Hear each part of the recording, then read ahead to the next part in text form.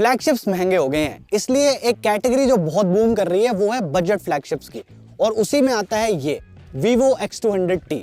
अब मुझे बस ये देखना है कि ये अपने फ्लैगशिप भाई बहनों की फील मैच कर पाता है या नहीं, और अगर नहीं कर पाता तो कॉम्प्रोमाइज कितना करना पड़ेगा। अब फोन दिखने में अच्छा है और इसका प्लस पॉइंट ये है कि ये कभी खुद को बजट फ्लैगशिप फील नहीं होने देता, क्योंकि डायमेंशंस इसके X200 के आसपास वाले हैं और बड़ा सा सेंटर कैमरा मॉड्यूल है जैसे नॉर्मली Vivo अपनी X300 सीरीज में देता है। और इससे थोड़ा कंफ्यूजन तो होता है कि कहीं ये X300 तो नहीं है। अब वैसे तो ये एक अच्छी प्रॉब्लम है, Vivo ने यहाँ फ्लैगशिप फील वाला गेम काफी अच्छा खेला है। प्रोसेसर अच्छा है, बैटरी सॉलिड है, डिजाइन का आप समझ ही गए हो। बस वो USB पोर्ट अगर Gen 3 वाला होता तो थोड़ा बेटर रहता, बट ये ब्रांड अपने कैमरास के लिए जाना जाता है। So talking about cameras, sensors में कोई कमी नहीं छोड़ी है। इसका हार्डवेयर बहुत कैपेबल है, 3 कैमरा सेंसर्स मिलेंगे, तीनों 50 मेगापिक्सल के हैं और एक 32 मेगापिक्सल की सेल्फी भी है। और इसको हम सेंसर वाइज नहीं सिचुएशन वाइज जज करेंगे। जैसे अगर आउटडोर में देखें तो ये कलर्स को बूस्ट करता है, HDR परफॉर्मेंस इसकी बढ़िया है और हाइलाइट्स काफी बैलेंस रहते हैं। हाँ, कभी कभी शैडोज में थोड़ी ओवर शार्पनिंग दिख जाती है। एक और चीज ये है कि मूविंग सब्जेक्ट्स भी हो तो भी बिना ब्लर के फोटोज सही खींच लेता है। तो जनरली हम जो एनिमल्स और बच्चों की फोटोज खींचते हैं उसमें वो मूव करते हैं, तो ये बढ़िया मैनेज कर लेगा। ओवरऑल डे लाइट परफॉर्मेंस मैं सॉलिड ही बोलूंगा। फिर बाहर से अंदर इंडोर लाइटिंग में बताऊं तो एक्सपोजर बैलेंस रहता है, सब्जेक्ट को प्रॉपर्ली एक्सपोज करता है, लेकिन कभी कभी थोड़ी अग्रेसिव शार्पनिंग हो जाती है, स्पेशली कमरे के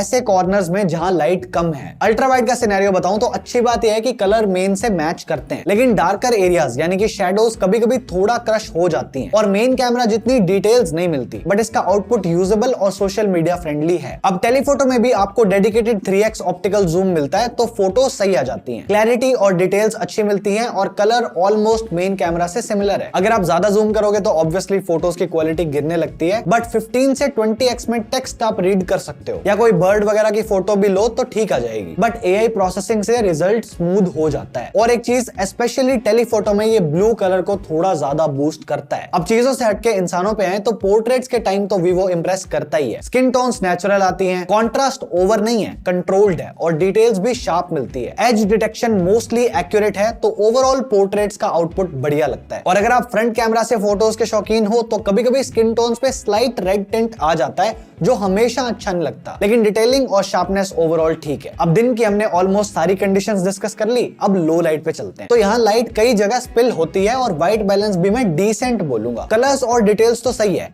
लेकिन यहाँ भी कभी कभी ओवर शार्पनिंग दिख जाती है जो थोड़ा आर्टिफिशियल फील दे सकती है। सिर्फ मेन कैमरा ही नहीं, टेलीफोटो की नाइट प्रोसेसिंग में भी सिमिलर पैटर्न दिखता है। यूजेबल शॉट्स हैं, लेकिन अग्रेसिव AI यहाँ पे नोटिस होता है और इसमें हाईलाइट कंट्रोल की प्रॉब्लम है, अक्सर ओवर एक्सपोज कर देता है। और एक बार मैंने लेंस फ्लेयर भी नोटिस करा हुआ है, बट ऐसे खराब नहीं है, मैंने कमियां थोड़ी ज्यादा हाईलाइट कर दी, but overall night performance reliable बोलूंगा। वीडियो के मामले में ये एवरेज से थोड़ा बेटर एक्सपीरियंस देता है, ये वाला पार्ट इसी से शूट हो रहा है। जैसे पोर्ट्रेट वीडियो रिकॉर्डिंग का ऑप्शन मिलता है जो काफी लोगों को पसंद आएगा। इंडोर लाइटिंग में सब्जेक्ट का जो एक्सपोजर है वो जनरली कंट्रोल्ड रहता है और लेंस स्विचिंग भी मोटी मोटी स्मूथ ही है, हालांकि आउटडोर्स में कभी कभी थोड़ा अंडर एक्सपोज तो करता है। जैसे इंट्रो में आपने देखा होगा जब मैंने 3x से 1x पे स्विच किया था तो वो काफी अच्छे से दिखता है कि फर्क है। ओवरऑल अगर एक लाइन में बोलूं तो कैमरा सेटअप वर्सेटाइल है, लेकिन जो प्रोसेसिंग है ना वो थोड़ी सी अग्रेसिव मिलती है। खैर अब सब लोग कैमरा नहीं करते, कुछ लोगों को सिर्फ अपना फोन चलाना होता है, तो आखिर उनके लिए इसमें क्या है? तो ये फोन Android 16 के साथ आता है और Vivo इसके साथ 5 साल का अपडेट प्रॉमिस भी कर रहा है। और ऑनेस्टली Vivo का अपडेट साइकिल पिछले कुछ सालों में बहुत सही रहा है, तो इस लॉन्ग टर्म सपोर्ट के लिए मेरा आशीर्वाद इनके साथ है। और इस Android 16 के साथ इसमें Origin OS मिलते हैं जिसके अपने फायदे हैं, जैसे कि there is a lot of customization options. आप लॉक स्क्रीन पे फ्लिपकार्ट इफेक्ट्स लगा सकते हो, ओवरऑल UI को अपने हिसाब से पर्सनलाइज कर सकते हो। Fingerprint animations, face unlock effect, charging animations, ये सब काफी छोटी छोटी चीजें हैं जो आपके फोन को आपके जैसा बनाती है। इसका UI मुझे काफी स्मूथ और स्टेबल लगा है क्योंकि एनिमेशंस फ्लूइड है, बट इसमें कुछ प्रीलोडेड एप्स आते हैं तो उनसे आपको बच के रहना है। हालांकि अगर आप इनिशियल सेटअप को ढंग से करते हो तो आप अननेसेसरी सजेशंस और हॉट एप्स, गेम्स जैसी चीजों से बच सकते हो। फिर भी मतलब इस प्राइस पॉइंट पे ये सब होना नहीं चाहिए। और 2026 है तो AI एक ऐसा दहेज है जो सब लोग फ्री में दे रहे हैं, इसमें भी है। बट उनको छोड़ो, मेरे को 2 और सॉफ्टवेयर फीचर्स काफी काम के लगे हैं, वो बताता हूँ। जैसे आप कोई इमेज को होल्ड करो और उसको ऊपर व्हाट्सएप में मूव कर दो और किसी को भी भेज दो, सब कुछ डायरेक्ट हो रहा है। मेरे को पर्सनली ये डेली लाइफ के लिए बहुत यूजफुल फीचर लगा है और सिर्फ व्हाट्सएप ही नहीं, आप और भी एप्स में ये सेम चीज कर सकते हो। फिर Vivo ऑफिस किट भी है जिसमें आप अपनी मैकबुक को रिमोटली कंट्रोल कर पाओगे, फाइल शेयर कर पाओगे, यानी कि आपको इस इकोसिस्टम से बंधना नहीं पड़ेगा। इस सब के अलावा वही यूजुअल AI फोटो फीचर्स जो गैलरी में होते हैं, object erase, enhancement, search by image सब मिल जाता है। बट इस यूआई की कुछ चीजें हैं जो अनॉय भी करती हैं, जैसे फॉर एग्जांपल हैप्टिक्स की इंप्लीमेंटेशन बेटर होनी चाहिए थी। अब क्वालिटी तो ठीक है,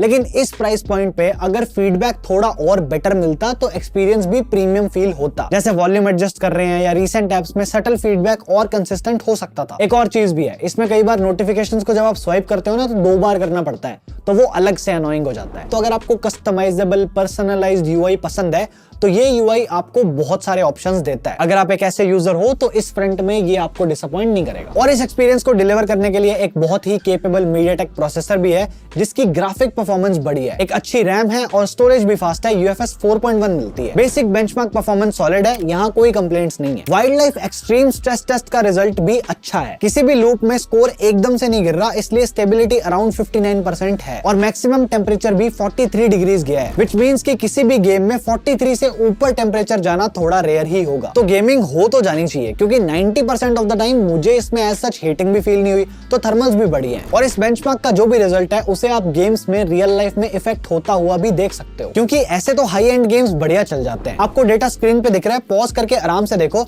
लेकिन वुदरिंग जैसे गेम्स में ये टेम्परेचर गेन करता है मैक्स 43 डिग्रीज एंड इसका बैटरी ड्रेन भी हाई रहा, सो 10 में से 7 वाली गेमिंग हो जाएगी। नॉट द बेस्ट बिकॉज ये उसके लिए बना नहीं है, but manageable. But despite of gaming in general usage जैसे कि वीडियोस या कॉल्स या व्हाट्सएप वीडियो कॉल सब बढ़िया चलता है। ओरिजिन ओएस में किसी तरह का कोई लैग नहीं है एंड ऐसी परफॉर्मेंस को फर्दर डिलीवर करने के लिए इसमें एक 6200 mAh की सिलिकॉन कार्बन बैटरी भी है। और मैं आपको 2-3 यूज केसेस में स्क्रीन ऑन टाइम दिखाता हूँ, जैसे इस केस में जिसमें कंटेंट देखा गया है एंड गेमिंग भी इंक्लूडेड है, तो इसमें ये 9 घंटे चला है, लेकिन सिर्फ कंटेंट देखोगे तो 8 घंटे चला है। यानी कि ऑब्वियसली थोड़ी बहुत ऑप्टिमाइजेशन में दिक्कत तो है, कुछ तो प्रॉब्लम हो रही है। बट आप सेशन टाइम देखो वो 30 घंटे से ऊपर ही है। एक और स्क्रीनशॉट भी है, लेकिन वो बीच में समाव बंद हो गया था। इसमें कैमरा यूज हुआ है, 81% बैटरी यूज करने के बाद 5 घंटे का स्क्रीन ऑन टाइम है। ओवरऑल अगर चलता तो शायद 6 घंटे पहुंच जाता। वो ऊपर जो बैटरी में 2% लिखा आ रहा है वो मत देखो, क्योंकि कई बार ये ऐप को किल कर देता है। खैर, रफली आप अराउंड 7 से 8 घंटे का स्क्रीन ऑन टाइम निकाल सकते हो। हालांकि ये बड़ा ही सब्जेक्टिव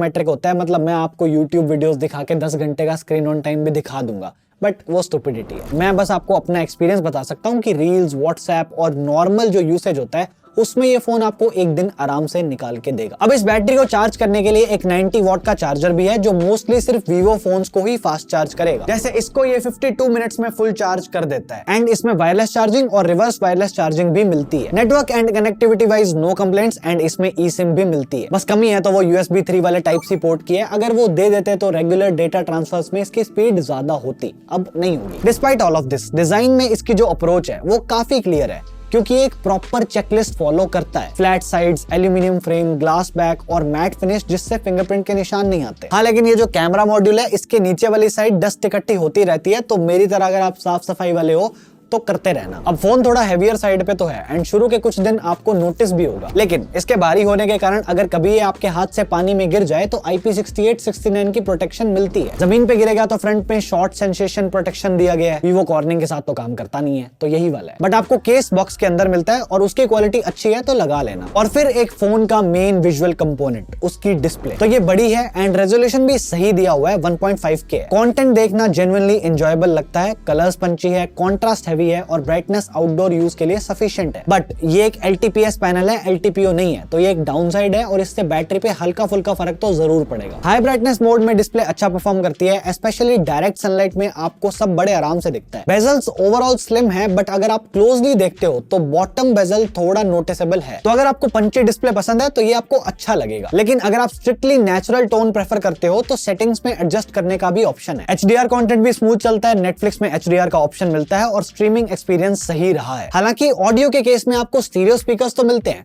लेकिन उनका एक्सपीरियंस मैं ठीक ही बोलूंगा। लाउडनेस डिसेंट है और क्लैरिटी भी ठीक रहती है, लेकिन ये इस फोन का स्ट्रॉन्गेस्ट पॉइंट नहीं है।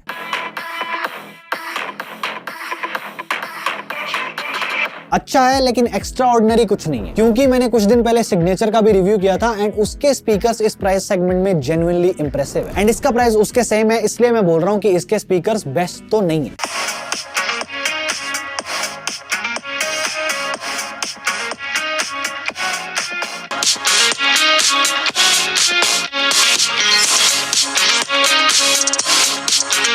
इसके अलावा आपको इस फोन में कस्टम ब्राइटनेस का भी ऑप्शन मिलता है। सिंपल भाषा में बोले तो फोन आपकी ब्राइटनेस प्रेफरेंस को समझने की कोशिश करता है। तो जितनी भी बार आप मैनुअली ब्राइटनेस को चेंज करोगे ना, तो आपका फोन उसको याद रखेगा और अगली बार जब आप सिमिलर लाइटिंग में जाओगे तो वो खुद ब खुद उस ब्राइटनेस को एडजस्ट करके उसी पॉइंट पे ले आएगा। अब जैसा बोल रहे हैं, अगर वैसा सही में होता है तो ये एक थॉटफुल एडिशन है। तो एक लाइन में समरी दूं तो ये फोन अच्छा है एंड कैमरा इसका सबसे स्ट्रॉन्ग पॉइंट रहेगा। तो जो भी इस रेंज में कैमरा को प्रायोरिटी देता है वो इसके साथ चले जाओ, नहीं तो कंपटीशन में और भी फोन्स है परफॉर्मेंस सेंट्रिक अलग मिल जाएंगे। मैंने इसके बड़े भाई X300 का भी रिव्यू कर रखा है। प्राइस डिफरेंस कोई बहुत ज्यादा नहीं है, आप चेक जरूर कर लो। बाकी मेरा आज का हो गया। This is it from my side. Thank you so much for watching. I am Divanshu and I am on leave till the next one.